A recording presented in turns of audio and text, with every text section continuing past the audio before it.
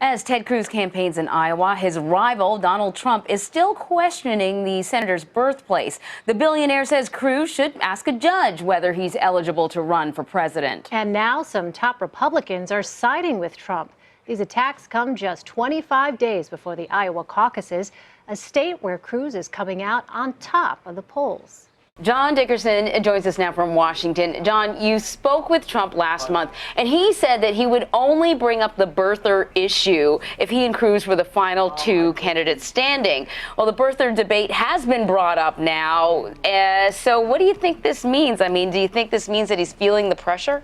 Yes, it's congratulations, Senator Cruz. You're now in the final two. He is now close enough to Donald Trump that Trump, who usually is a counterpuncher, who responds only when hit, is going after Cruz here, not in a direct way. We know what his direct attacks look like. But this is a more subtle question-raising, which kind of is the attempt here is to raise doubts about Cruz, kind of tie him down.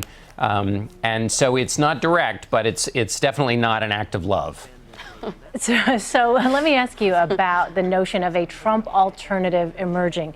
Does it appear Ted Cruz could be it? Or as you look at this field, is it still, for the rest of the candidates, other than Donald Trump, still anyone's game at this point, so to speak?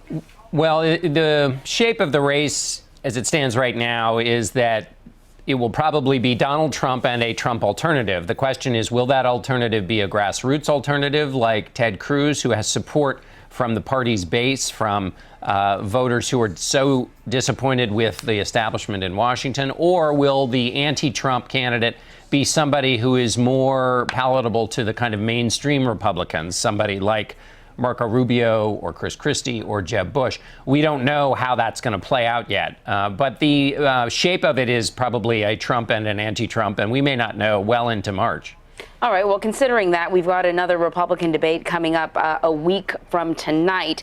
Who needs to make an impact? Who needs to step up their performance?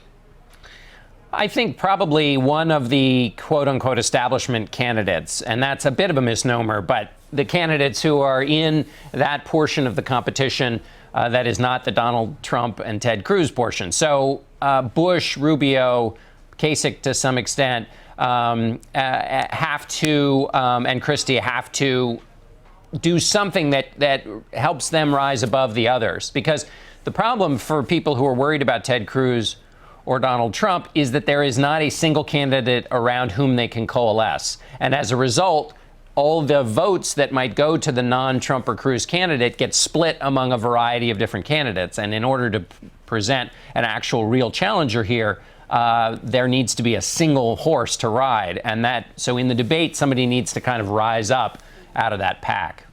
All right, John Dickerson, thank you. Sure thing.